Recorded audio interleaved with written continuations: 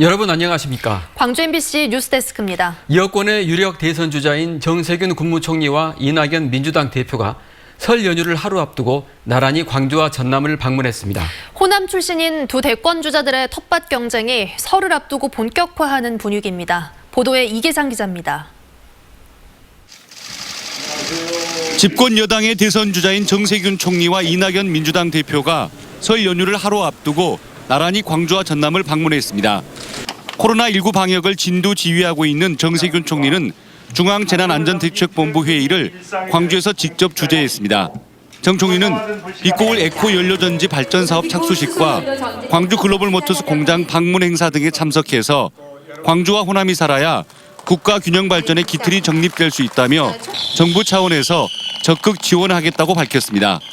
민간이 참여한 투자가 이루어져서 광주는 지역 주도형 뉴딜의 가장 훌륭한 모범이 될 것입니다.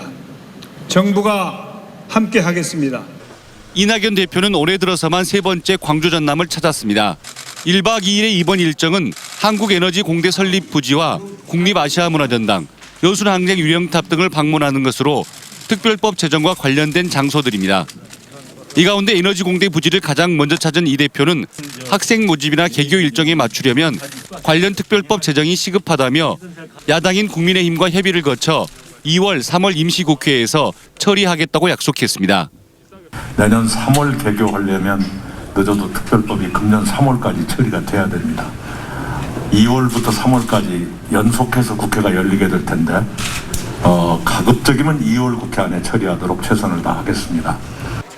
설 명절을 전후해 민주당 텃밭인 광주 전남의 민심이 어떻게 움직이느냐에 따라서 차기 대선 판도가 크게 달라질 수 있는 만큼 정 총리와 이 대표뿐만 아니라 이재명 경기지사 등 여권 대선 주자들도 온 오프라인을 통해서 호남 민심 잡기 경쟁을 벌일 것으로 전망됩니다. MBC 뉴스 이계상입니다. 수소를 이용해 전기를 만들어내는 친환경 발전소가 광주에 들어섭니다. 3만 3천 가구가 쓸 수 있는 전력을 생산할 예정인데요.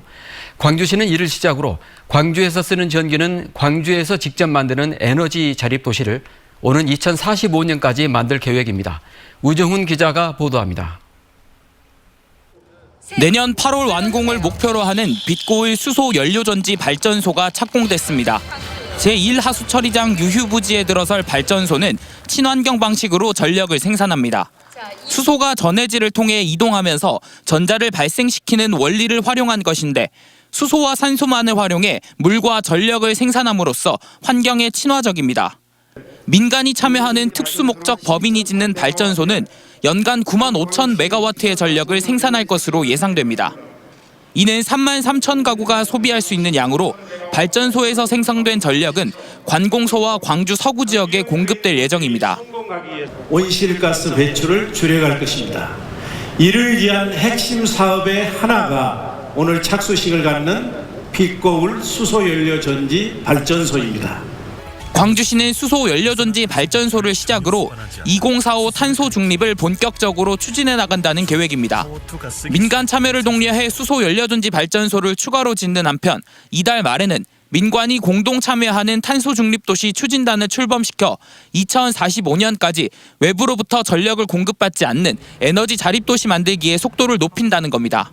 연료전지뿐만이 아니라 광주시에서는 태양광, 그러니까 내가 쓰는 전기는 내가 만들어 쓴다는 그런 슬로건 아래서 빛고울 수소연료전지 발전소를 기점으로 광주형 3대 뉴딜의 한 축인 그린 뉴딜이 추진 속도를 높일 수 있을지 주목됩니다. MBC 뉴스 우종훈입니다. 코로나19 상황 속에서 맞는 두 번째 명절 연휴가 내일부터 시작됩니다. 귀성행렬은 이미 시작됐는데요. 코로나19 걱정 때문에 고향을 찾는 발길은 지난해 설보다 줄어들 것으로 보입니다. 보도에 이다현 기자입니다. 만남과 설렘이 교차하는 광주 송정역. 민족 최대의 명절인 설을 맞아 고향을 찾는 행렬이 시작됐습니다.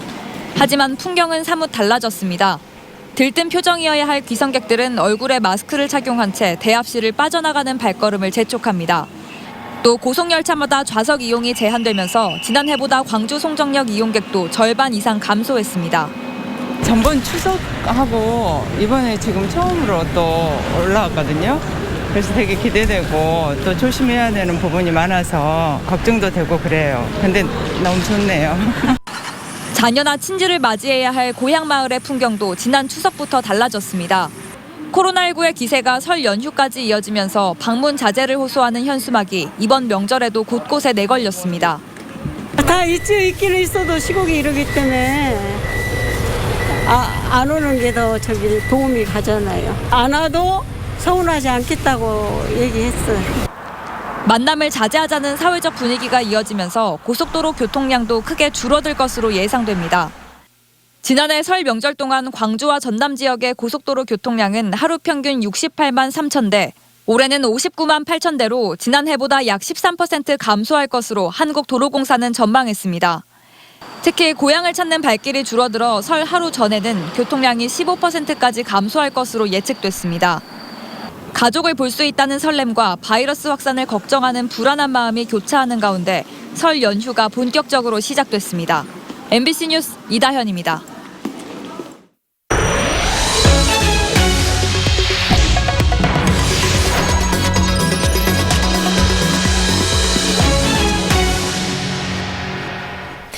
올해 설 명절에는 전통시장의 모습도 사뭇 다릅니다. 5인 이상 모임 금지 조치가 설 연휴 이후까지 연장됐기 때문인데요.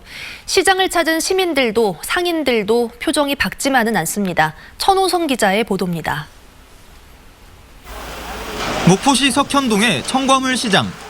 공판장을 낀 도매시장이어서 고향을 찾은 귀성객들이 저렴한 가격에 선물용 과일 꾸러미를 살 수 있는 곳입니다.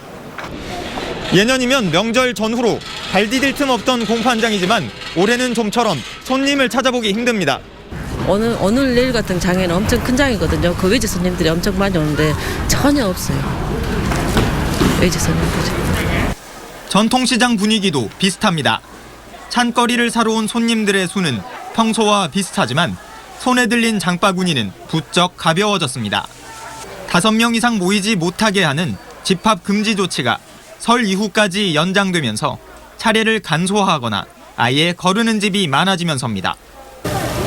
네, 자녀는 일치 안 나르기로 하고 나도 가도 않고 장은 조그만해 한 5-6만 원어치나 사갖고 우리 내간에 좋게 뭐 먹을라? 우리 부모님들이 명절 때 자식 보는 재미로 1년을 맞이하잖아요. 그러니까 자식들도 못 내려오니까 그 아쉬움. 네, 그런 거에서 분위기는 약간 침체돼 있죠. 연말연초 불어닥친 한파와 폭설 때문에 부쩍 오른 밥상 물가도 손님들을 망설이게 합니다. 이달 첫째 주 전통시장의 야채와 과일값은 1년 새 품목마다 최고 75%까지 뛰었습니다. 상인들도 손님들도 코로나19와 경기 불안이 하루빨리 지나기만 바라는 설 명절입니다. MBC 뉴스 천호성입니다. 신안군 지도와 임자도를 잇는 임자대교가 3월 개통을 앞두고 설 연휴를 맞아 오늘 오후 1시부터 임시 개통됐습니다.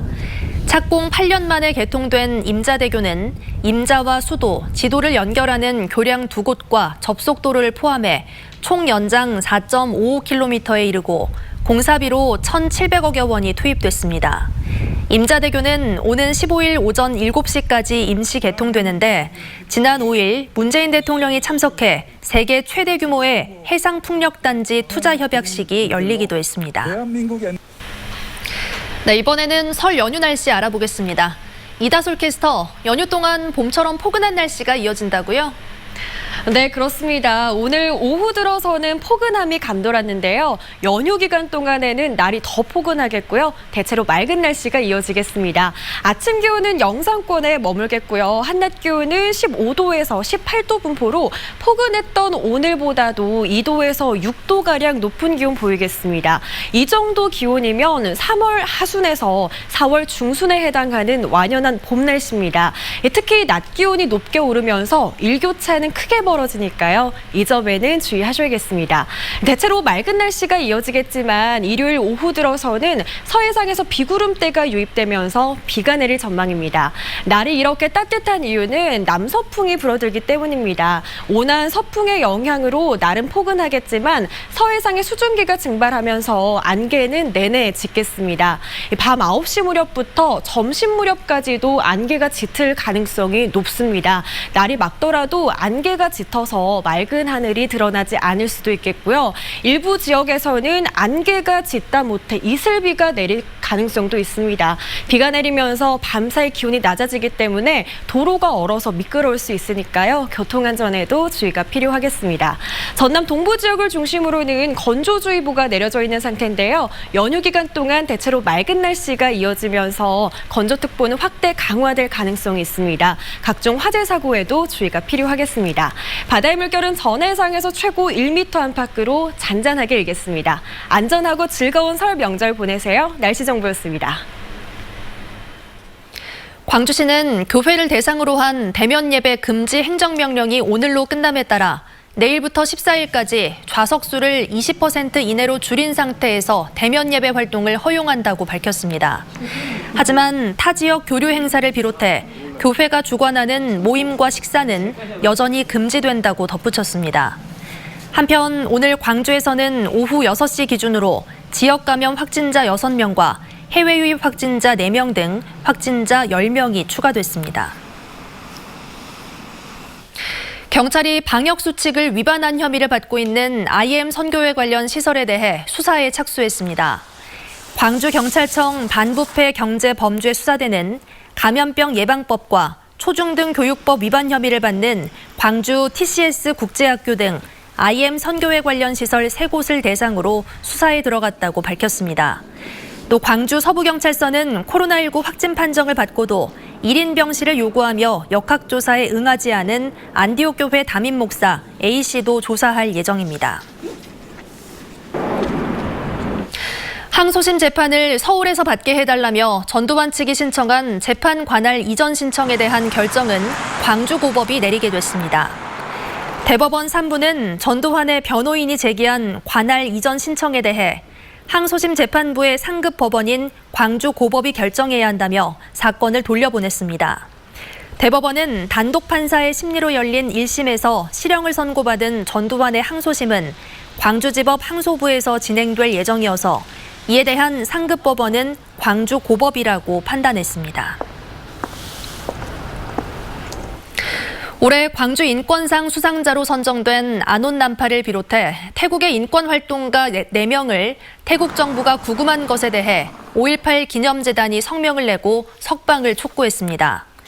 5.18 재단은 정치개혁과 민주주의를 요구한 이들을 왕실 모독죄 등으로 구금한 태국 정부를 규탄한다며 태국 민주화를 지원하기 위해 국제사회와 연대하겠다고 밝혔습니다.